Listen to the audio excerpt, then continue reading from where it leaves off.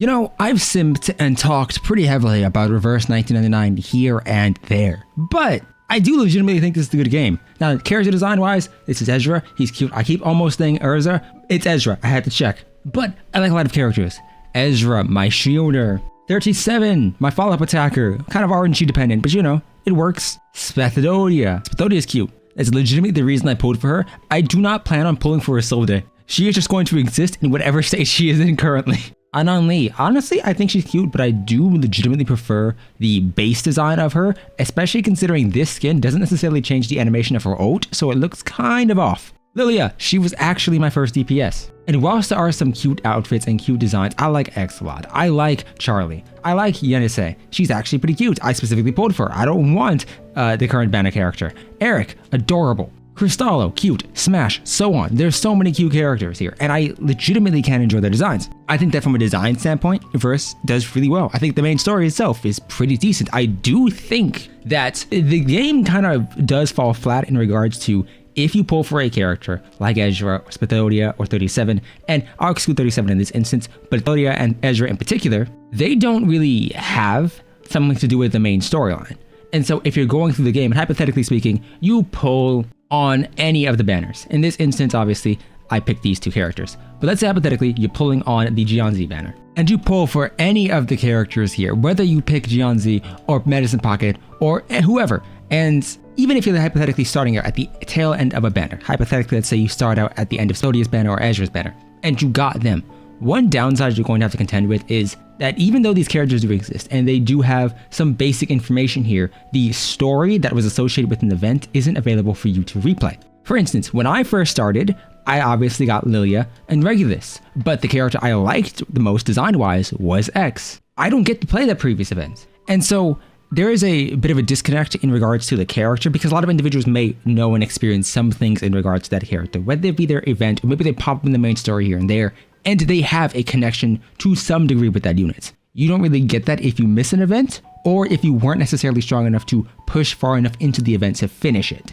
That's a downside in my opinion. Secondarily, there are no relationship stories, so you're not getting that extra characterization. And so your attachment to a character's personality is limited to whatever you had in the event if you participated within it. And if you lost, the banner to them, you don't know anything about them for the most part, unless they appeared within that main story. I think, in my opinion, it would work if they at least had a way to replay them. Anecdotes exist, but anecdotes don't allow you to replay events, just the initial stories for usually 5 stars, 4 stars, and below. And whilst this does work to a degree for these units, I think that having something like that specifically for the 5 stars, specifically for these event characters, would be far better. I do like a lot of the things I see within this game, because I do think your daily grind is simple enough. I like the wilderness. We don't talk about its design because you put it there for max points to collect more currency. You don't put it there to look nice.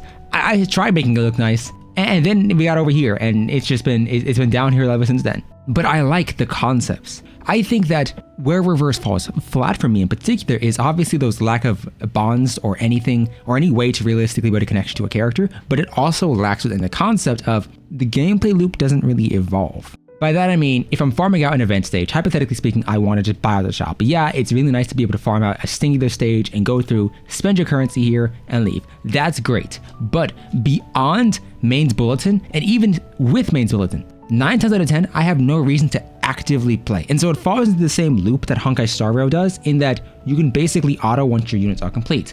But the difference is, let's say you love a character. Let's say you love Spathodia. You have what is essentially 2 ways of showing that appreciation for a character. The first off is obviously portraits. I'm not including that within these 2 though, but that's usually your character level tied with their insight, because usually at insight 3, they unlock a really good passive, so you can't necessarily just ignore that. But secondarily, it's going to be with this resonance, or specifically reasoning. You have to do a puzzle to essentially unlock the rest of their stats. And this fine sound on the surface, but some characters really want some of the base statistics. You don't have artifacts in this game. And pro or con, this resonance system is your only way to really get that up. And so it involves you fitting these pieces together to get maximum value out of it. Whether that is your crit rate increase, whether that's attack percentage, HP, damage reduction, so on. It really relies on you building this up. And this may be fine if you hypothetically don't necessarily need that many stats, if you're not relying on crit or whatever.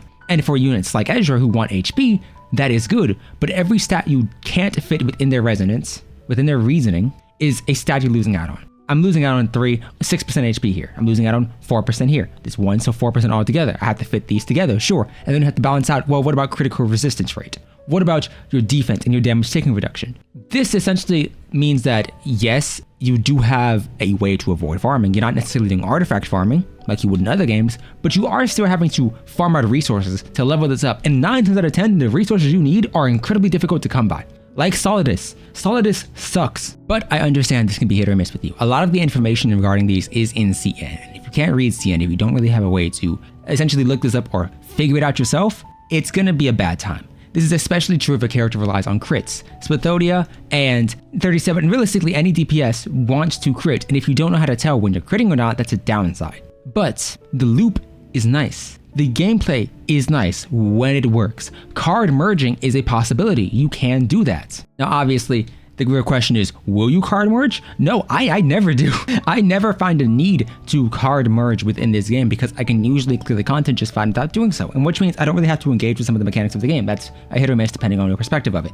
I think that this has a fine foundation, but I want improvements. I do think the roguelike forms that you add in normally other games, integrated strategies and Arknights, Simulated Universe and HSR and so on, those are nice, and that would work here too, don't get me wrong, permanently at least, but that doesn't fix the inherent desire of what would I do? What am I playing? What are my goals to log in on? If my goal is essentially reach Insight 3 and then pray I can figure out a puzzle, that's a lot of times not necessarily fun or sustainable long term. Because once again, I'm relying on wanting a new character to have a new goal. Because once I've reached Insight 3 and maxed out their side keep in respective levels, there's nothing else for me to do. And considering most of the time you're limited to 3 characters, only 4 in raid modes, you don't really have a need or desire to build out certain characters or to get more than what you just need. Yes, a flatus matters, and the matching or taking advantage of disadvantages matters, but a lot of times you don't need to. And that's only in rare situations where you are on level with the characters and enemies you're facing off against and not over leveled. I think that Reverse does a great job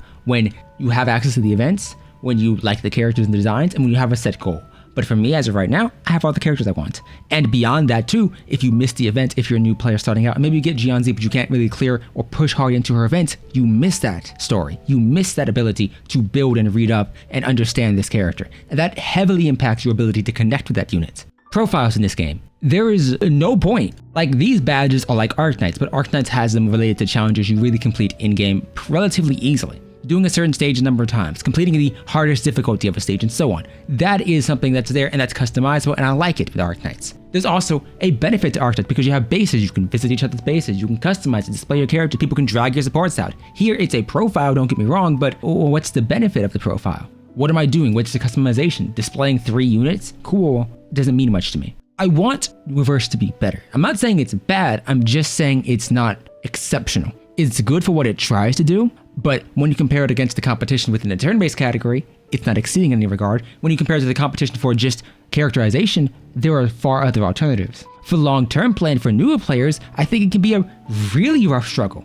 Because when you're just starting out, you don't really get told what a lot of things do. You don't get told what reasoning is. You're told, yeah, a lot of most characters, bluntly speaking, need to be at least Insight 2 to even have any sort of value. If I'm looking at Ezra, for example, he's a shielder. Great. Why is his healing, which keeps him alive, locked behind Insight 3, when every skill he does removes his own HP? And that's a more egregious example, sure, but it's still a situation to where you could roll for a character who you think is really great, who sounds really good, people really gas up, but they require Insight 3 to reach that greatness. Not to be as good as they can be, but more so to be good at all, because otherwise there might be a detriment. And when you don't have stats explained to you, when you don't have what any of this means explained to you from anyone who at least is vaguely knowledgeable or has a clear and concise understanding of it, you're just left annoyed. Reasoning is just annoying to deal with half the time. The puzzle isn't fun, it's frustrating, especially when you have a less than perfect understanding of the stat distribution in this game.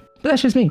Tell me your thoughts down below. I thought this was originally going to be me talking about the characters, but then it just ended up as a ramble and a rant. So whatever, that's what we're dealing with. Subscribe and I'll see you next time for probably a Blue Archive video, or maybe even, I don't know what, like Brown Dust 2 video.